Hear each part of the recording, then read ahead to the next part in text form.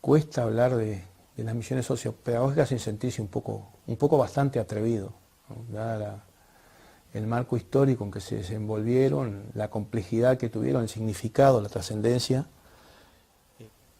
que tuvieron esa impronta de ir a hacer un relevamiento, un contacto, de llevar a esos núcleos de población muy especiales algunos insumos mínimos, como el pan de cada día, como insumos mínimos educativos, culturales, música, títeres,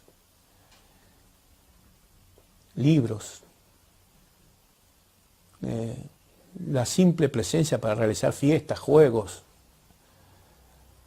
animar la escuela, relevar, hacer una especie de censo, no una especie de censo, sino un censo de la comunidad donde estaba inserta esa escuela, y hacer incluso hasta el mapeo, parece mentira, hasta unos mapas precarios y caseros, diríamos ahora, de su ubicación, de su zona de influencia, y después juntarlos y cotejarlos con los mapas reales del Uruguay que existía con la cartografía oficial, diría.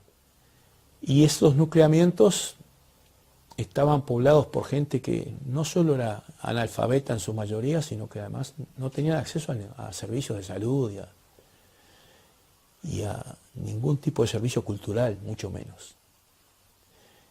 Y esa descripción, que dicha así pausadamente parece casi una ficha técnica, en su momento, cuando se fue visto y avisorado en su conjunto, relevado y de vuelta a la sociedad, significó un golpe, un impacto muy fuerte. Para usar palabras de Roberto Al, un cross a la mandíbula del Uruguay, de la Suiza de América, etcétera, etcétera. Fueron enriqueciéndose en cuanto a disciplinas, incorporándose estudiantes de agronomía, médicos, aparte de los maestros y los estudiantes, que eran siempre el núcleo y la base. Esa especie de fogonazo de esperanza y de humanidad que se llevaba a esos núcleos, y después el recoger elementos para denunciar y para proponer soluciones al conjunto de la sociedad uruguaya sobre esa realidad ignorada y barrida bajo la alfombra, que estaba ahí, sin embargo, que era tan dolorosa y tan increíble desde el punto de vista humano. Hay testimonios que recientemente se recopilaron y se publicaron de jóvenes mujeres, por ejemplo, que no se atrevían a mirar a la cara al interlocutor. No solo no mirarlo a la cara, sino que cuando le hablaban se giraban hacia la pared, porque sentían vergüenza de mostrar su propia presencia o de comunicarse con el otro por tener una absoluta falta de autoestima y de comunicación social, bueno, todo lo que se pueda.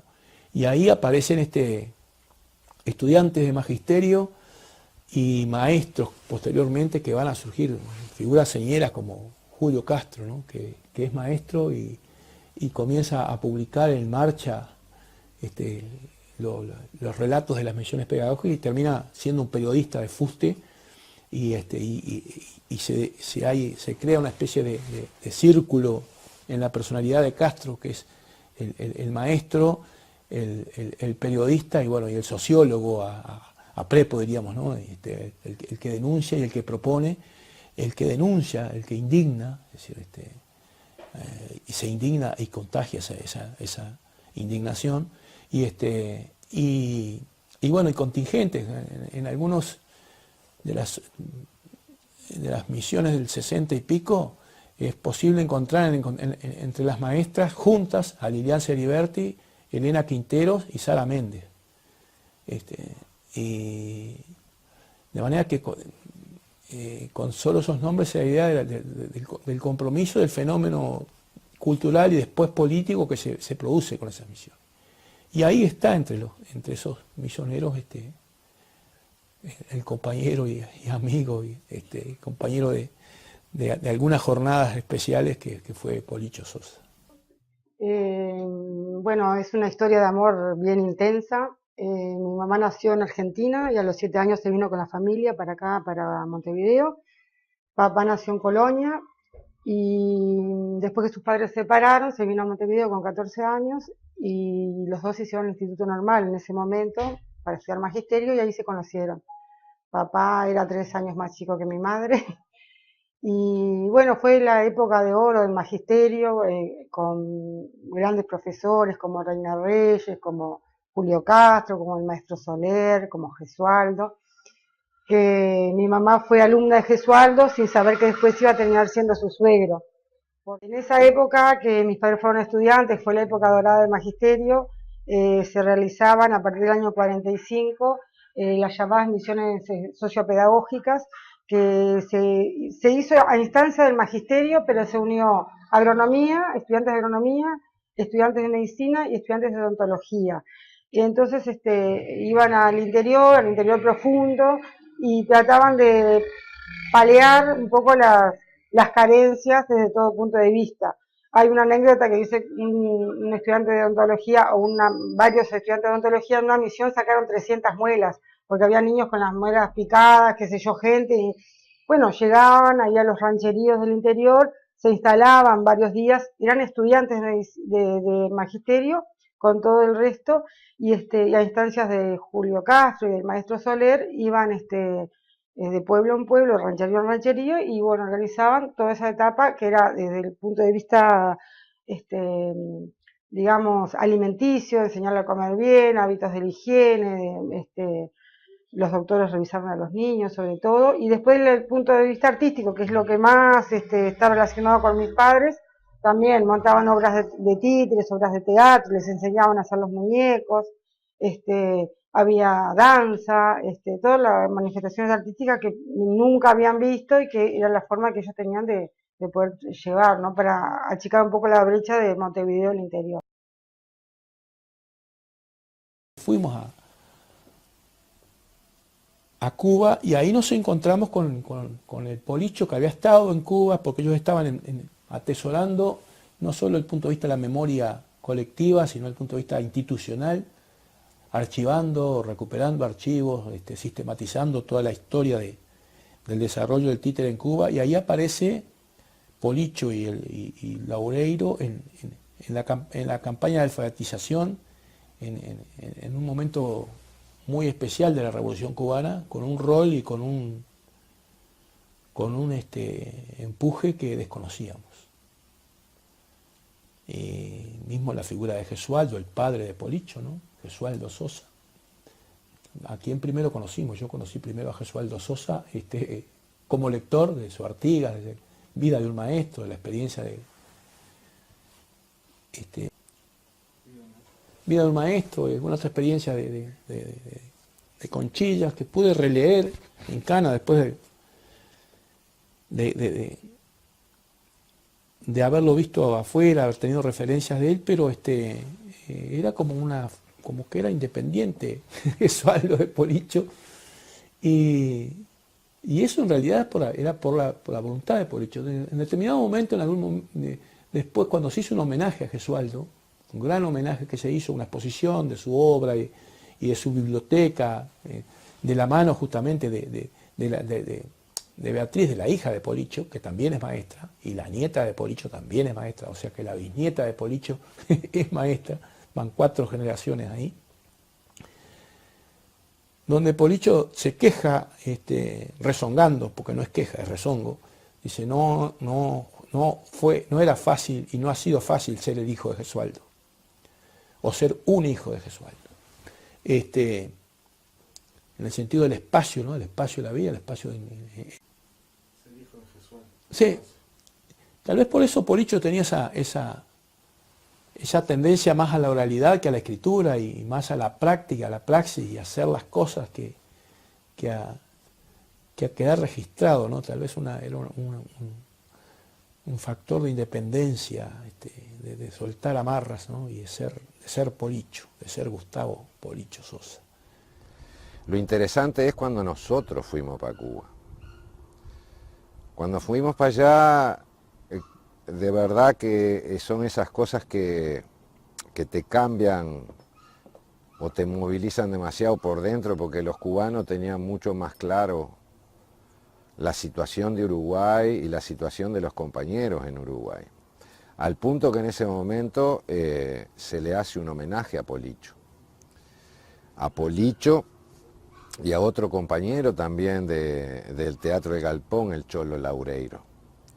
El Cholo Laureiro, lo que pasa de que cuando se formó en los países del este, antes de venir a Uruguay, se fue a Cuba y estuvo justamente donde se realizaba el festival, Matanzas, y fue el que empezó a preparar la gente que hoy son los dirigentes del movimiento titiritero, digamos, los veteranos, ¿no?, del movimiento, porque también Cuba tiene esa grandeza de que se van pasando la posta, ¿no? Siempre hay una renovación permanente.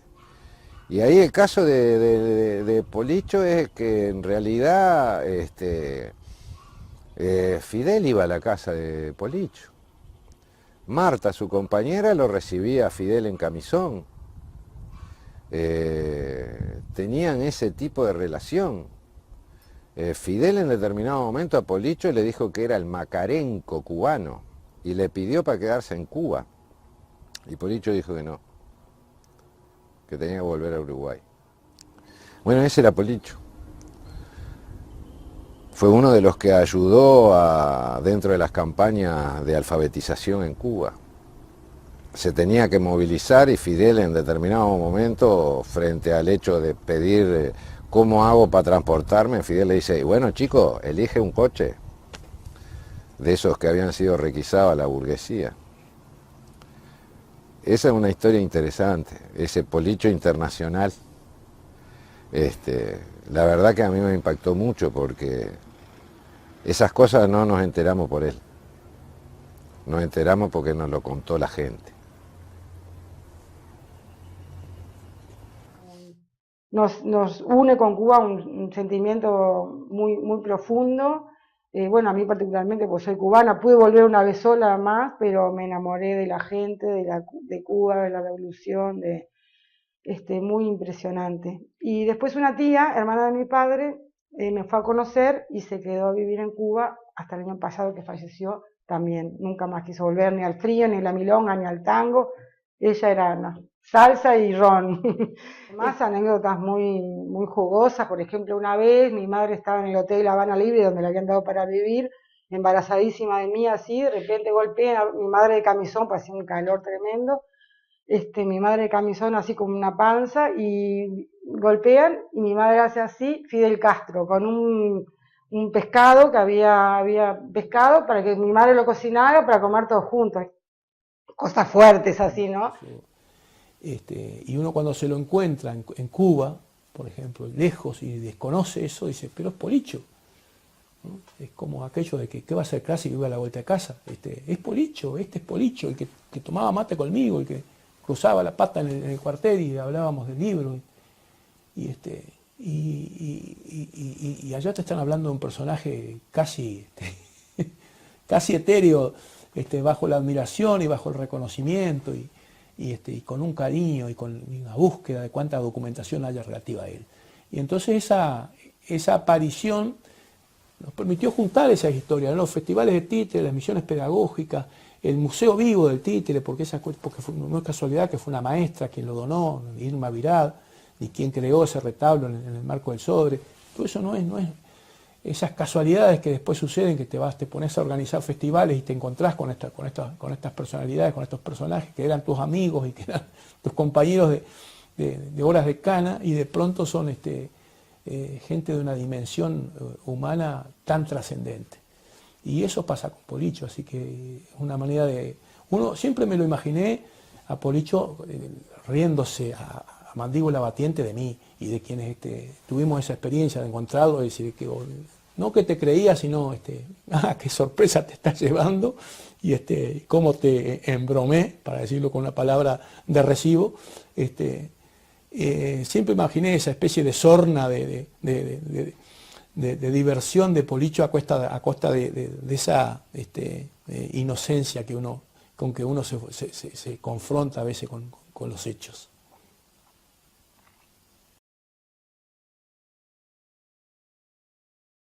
que irrumpió la dictadura. Ya se sabía que a mi padre lo venían a buscar, mi papá era del Partido Comunista, mamá era del Fidel en ese momento, y mi padre no se quería ir, teníamos las valijas prontas, estábamos sacando los pasaportes, pero mi padre en el fondo no se quería ir, y bueno, y así estuvo, lo vinieron a buscar de la escuela, estaban en la dirección, lo vinieron a buscar en Pan de Azúcar, que fue fuerte para los niños, para todo el mundo, y estuvo 7 años, estuvo acá en el Batallón 4, estuvo en Melo, y estuvo en el Penal de Libertad. Bueno, yo a Policho lo conocí sin presentación, ¿sí? Nos tiraron juntos ahí junto con un contingente de compañeros en una cuadra del cuartel de Melo, el RC8, el Regimiento de Caballería número 8 de Melo, donde había gente presa de toda la región este. No era el único maestro, digamos, algún maestro de Rocha, alguno de Cerro Largo.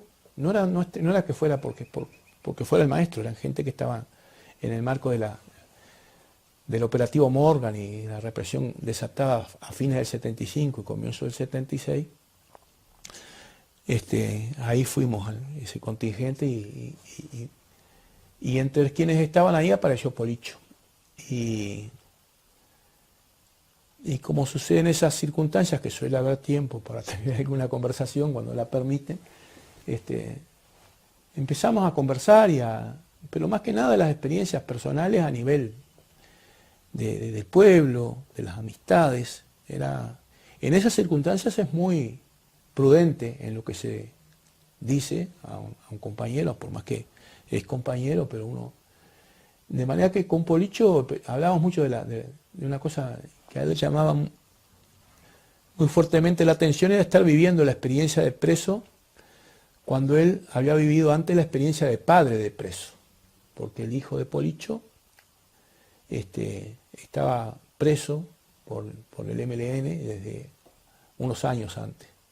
Y él iba a visitarlo al penal de Libertad y recuerda que una vez al año en el penal de Libertad, si no se está sancionado, se tiene una llamada visita especial, que es en un parque, porque durante el año es cada 15 días, cada 14 días una visita con teléfonos y vidrios mediante, como aparece en algunas películas.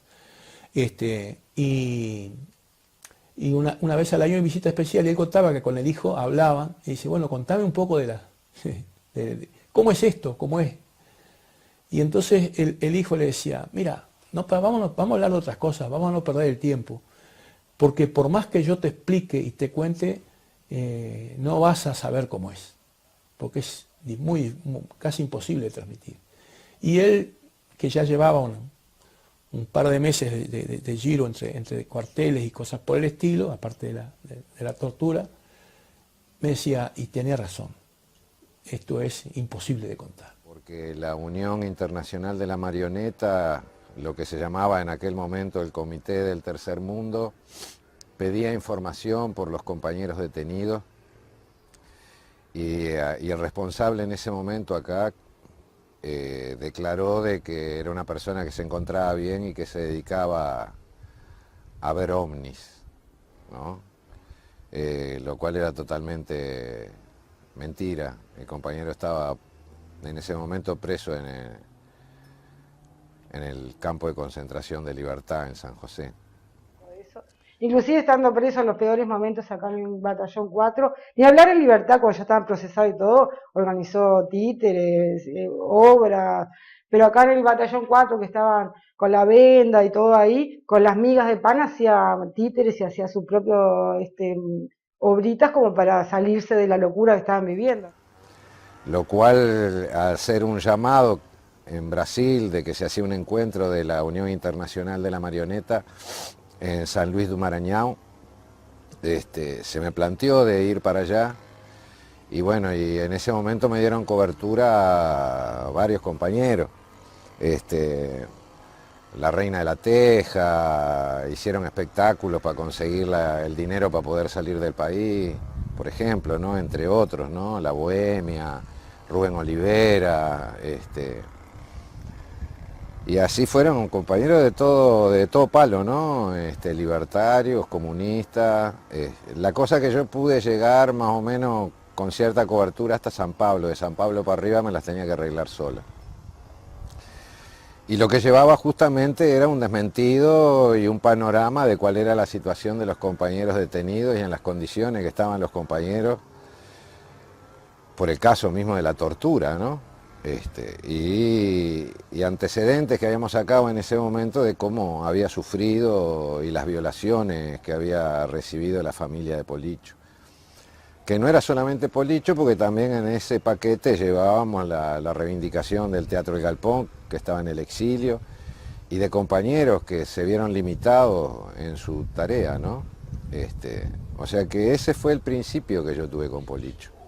No lo conocía. Imagínate, mamá con todos esos líos, tuvo un quiebre psiquiátrico importante y tuvo varias internaciones psiquiátricas. Nunca se perdió una visita, ella se internaba, en Libertad tenía visita cada 15 días, nunca se perdió una visita. La internaban entre los 15 días, entre martes y martes, porque ella no se podía perder. En los 7 años creo que no faltó ni una sola vez. Y si faltó fue por tema económico, porque claro, como se habían destituido, estuvo muy complicado el tema. Bueno, mi padre salió en el 83, que todavía no estaba instalada la democracia, estaba recién abriéndose. Le costó mucho reinsertarse en el ámbito laboral, pues ellos se habían jubilado, por suerte se pudieron jubilar bien, le reconocieron todo. Cuando los restituyeron a Sarandí y el G1 y otro Tacuarembó, no sé, entonces ellos dijeron que no y pudieron establecer su cédula jubilatoria. Bueno, entonces se quedaron en Montevideo, porque con mi mamá nos habíamos ido a vivir a Montevideo, que le quedaba más cerca a Libertad, ella para ir a penal y todo eso.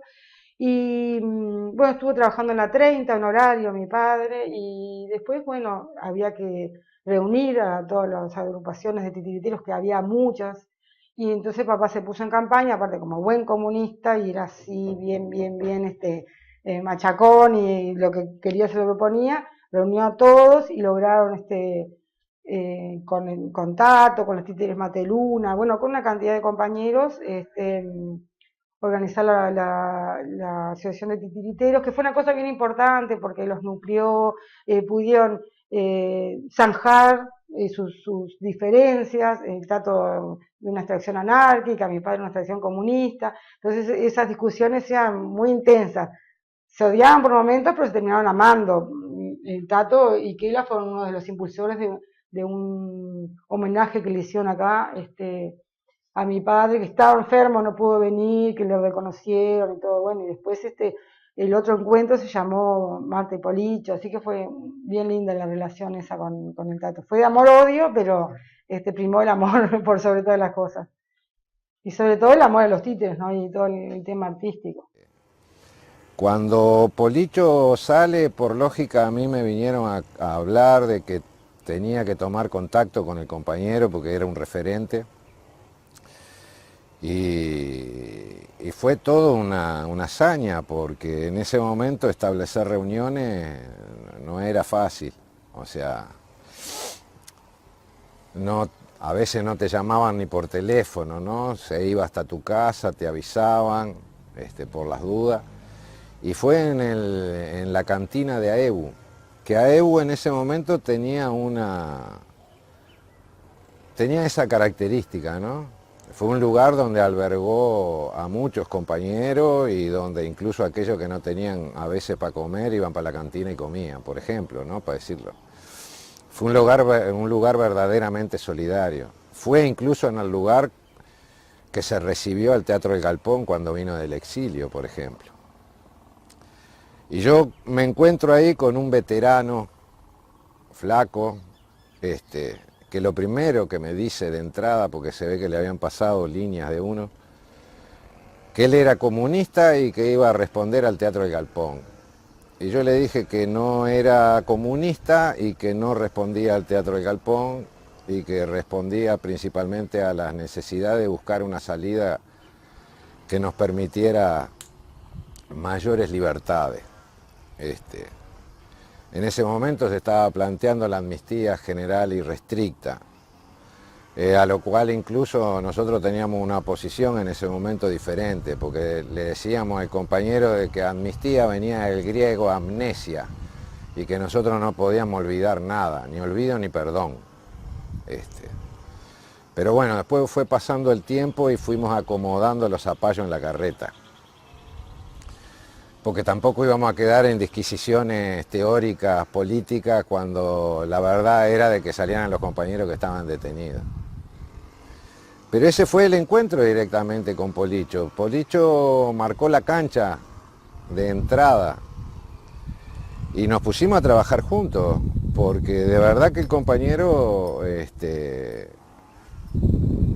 era serio, tenía elementos de discusión por lógica, tenía una muy buena formación, era de la generación que la dictadura trató de hacer desaparecer, eran de los compañeros que realmente no improvisaban, para decirlo de alguna manera.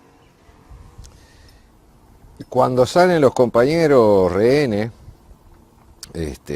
Albantune, el mismo Bebe Sendí, que lo sacan de jefatura, en realidad el compañero andaba con un asta que tenía la bandera del Frente Amplio, la bandera anarquista, la bandera comunista, y en realidad lo teníamos que estar cuidando porque el aparato represivo en ese momento todavía estaba totalmente intacto, o sea, a los que quedaban en las márgenes lo agarraban los ratis y lo masacraban a palo. Y el viejo en ese momento todavía andaba muy quebrado, ¿no? Tomaba mucho. Y de última nosotros nos terminamos convirtiendo en cuidar al veterano, porque aparte era el veterano. El resto éramos casi todos jóvenes, ¿no? El único viejo pelotudo que nos dio bola y que discutía con nosotros era él. Por lo tanto, más allá de la discrepancia que pudiéramos tener, se ganó el respeto de todos. Y se ganó el respeto justamente por esa manera de ser, ¿no? Porque nunca dejó a pata a nadie, nunca negó nada. Luego, cuando se arma el encuentro de teatro, mismo también en ese proceso, estábamos elaborando un documento que teníamos que presentar al encuentro y ahí el veterano se nos mandó una picardía, porque nosotros queríamos poner de una realidad diferente, pero tampoco queríamos caer como en esquema y el veterano se arrima ahí, se pone a hablar con lo que estábamos en el equipo de trabajo y nos plantea, pero compañeros, pero pongan una democracia de avanzada. Y al principio nosotros pusimos en el documento democracia avanzada, hasta que en determinado momento aparece uno y me dice, bueno, está todo, mirá que la democracia avanzada de los compañeros del partido que se están armando democracia avanzada, ¿viste? El viejo tenía esas picardías, ¿no? Aparte él había declarado desde un primer momento de que él iba a trabajar por el Partido Comunista y por el Teatro El Galpón, y lo hizo hasta el último momento. Allá. Sí, sí. Bueno, la apertura democrática, nosotros vivíamos en un apartamento que era de Gesualdo, de Mejía de Canelones, y bueno, de las 12 del mediodía estábamos haciendo ahí, guardando el lugar porque estaban Silvio, Pablo, Milanés, los Mejía de Godoy, que fue toda una fiesta, estuvimos, no sé, hasta las 3 de la mañana, y no, lo vivieron con una felicidad extrema. La única pena que tuvimos fue que antes que saliera mi padre, mi abuelo, que también iba mucho a verlo, estuvo muy presente, falleció en diciembre y papá salió en marzo. Él soñaba con ir a ver a Peñarol, pues mi padre era mancha, mi abuelo era mancha, tremendo, pero bueno, tuvo un quebranto de salud y se murió y no pudo. Fue feo eso porque faltaba tan poquito, viste, que no pudo cumplir su sueño. Pero sí, lo vieron con una felicidad inmensa, y bueno, y la primera presidencia del Frente Amplio también, y él militaba mucho a nivel, más de frente, ¿no? En el comité, y bueno, siempre organizando, cosas artísticas, como le gustaba.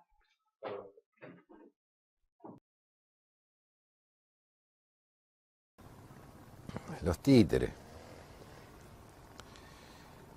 Los títeres. En realidad uno cayó en los títeres más que nada por el hecho de que era uno de los gurises allá en el barrio Belvedere La Teja que corría atrás de los camiones de las murgas. Yo era hincha de La Soberana, por lógica. Y siendo un gurí atendía el mostrador de esos vinos que al otro día íbamos a poner de nuevo el tablón para seguir vendiendo y teníamos que pasarle un trapo porque nacía un hongo blanco, espeso así.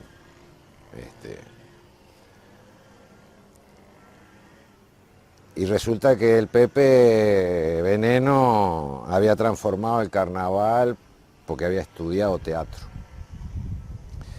Y como gurí que tiene determinado referente y quiere ser parecido, me fui a estudiar teatro.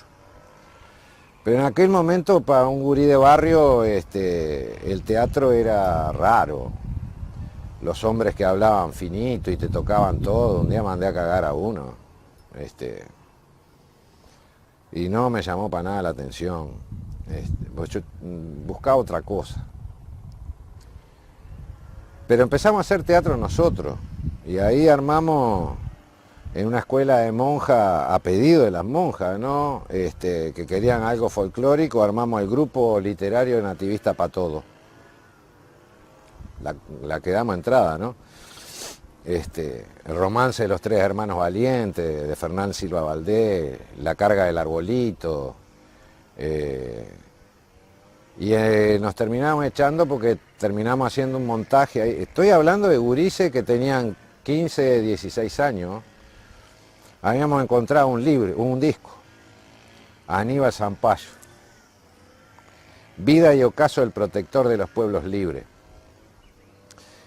Construimos toda la bandera de la Liga Federal, incluso la de Otorgué. Terminó ese espectáculo, estaba la cana, estaba todo el mundo ahí y nosotros de patita en la calle para cuidar la virtud de las buenas muchachas del colegio, porque era un colegio de monjas, era un colegio privado donde iban principalmente las hijas, porque aparte era de niñas, de los comerciantes del Paso Molino, para decirlo de alguna manera, ¿no? Y ahí cayó un libro de Federico García Lorca, que hablaba del teatro de trinchera, donde se iba a los frentes de batalla y se llamaba La Tarumba, armada directamente por Federico. Salían de overol y optaron por los títeres, porque en los frentes de batalla llevar elencos de 10 personas era demasiado. En cambio, en una maleta pueden entrar 20 actores. Y claro, obras perdidas que quedan títulos como La defensa de Madrid, Franco el fascista, Los invasores. Armamos un carro como los que tenían los juntapapeles y lo pintamos de rojo y negro y salimos a la calle haciendo nuestra primera obra de títere, Don Sol. El sol bajaba a la tierra, pero lo atrapaban, lo enjaulaban y lo querían vender. Y eso a nosotros nos permitía dialogar con el público de quién es el sol, a quién pertenece. Y muchas veces tuvimos que salir corriendo y que nos daba cobertura era la propia gente. Estoy hablando del Parque Rodó, la Feria de Tristán Narvaja. En la Feria de Tristán Narvaja, en una corrida que tuvimos porque la cana nos quería agarrar, los verduleros empezaron a tirar verdura al piso para que la cana no pudiera correr, o por lo menos para trancarlo, ¿no? Y él, sin embargo, heredó esa experiencia de las misiones y todo eso, su relación con el títere como entidad. Es muy complejo hablar del títere porque el títere es una entidad, es arte, pero es un artefacto extraño, una prolongación del cuerpo, pero que en determinado momento se apodera del cuerpo del que le da vida y de su voz, y es extraño, ¿no? Porque es una criatura que se apodera de su creador. y se apodera, es una palabra que suena demasiado grosera en este sentido, pero como que hay una comunidad mágica entre títere y titiritero, y ni que hablar que entre títere, titiritero y público. Y ese carisma inmenso que tiene el títere de robar la atención de todo, de grandes, chicos, viejos, jóvenes, en el momento que aparece en escena, esa gracia que tiene, para Policho era un instrumento natural, era una prolongación. Sin embargo, él no hablaba demasiado títere. Él tenía ese orgullo de titiritero y ese oficio, y ese tal vez, algo que yo no conocí, porque por las circunstancias en que se nos dio convivir, que era la pasión por transmitir ese oficio. Y por ver en acción y al mismo tiempo por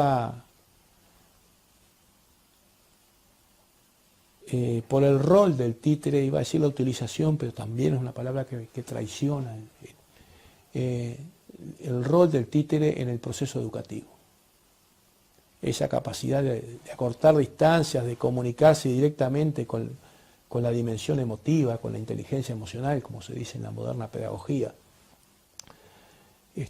De registrar, de matrizar en la memoria una cantidad de cosas, de externalizar cosas que de repente no se animan a sacar las gentes, no solamente los niños, de su vida interior, de su realidad, y tal como sucede con los antiguos cuentos de hadas, y están analizados por los psicólogos y los pedagogos, lograr que esos personajes sean fuerzas y sean impulsos y sean atavismos a veces que están en el interior de la gente, con los que a veces la gente no sabe lidiar, y el títere ayuda a manejar esas cosas, y ni que hablar que a transmitir los hábitos a veces más elementales de higiene, de salud, de comunicación, de interrelación, que son tan necesarios. Si volvemos a unir a esto, a esas realidades que se encontraban en los pueblos de las rinconadas, de las estancias, en la campaña, en aquellas misiones pedagógicas, se entiende ese enorme cariño, en esa fe que cierta parte del magisterio adquiere por el títere, toma para el títere, y que no va a desaparecer jamás, ¿no? No va a desaparecer jamás. Eso. En realidad el arte para mí, no los títeres, porque trabaja en el interior de la gente, no trabaja meramente el discurso político, trabaja sobre el ánimo, trabaja sobre la emotividad. Y en época de dictadura aprendimos de que teníamos que partir de ahí, de la memoria emotiva, de rescatar los valores como ser humano. Y eso te lo permite el teatro, la música, los títeres. Acercarte al otro, al diferente, porque a la vez vos no estás dividiendo con el arte de si piensa de una manera o si piensa del otro, no, puede haber incluso alguien que piense muy diferente y en realidad podemos llegar a comulgar, porque a la vez a quien hay que transformar muchas veces es al que piensa diferente, no al que piensa igual. La herramienta para mí del arte y el compromiso del artista tiene que ir de la mano de la gente. Tiene que ir desde las necesidades de la gente. Vos pasás a representar la vida cotidiana de la gente. Estás ahí, estás en el barrio, estás en el club, estás en los partidos de fútbol. Estás en todos los ámbitos. El arte es esa herramienta que nos permite establecer no solamente el diálogo, sino las formas para encontrar después las salidas para la liberación. Por eso siempre lo primero que hace la reacción es cortar la cultura y reprimir a los artistas.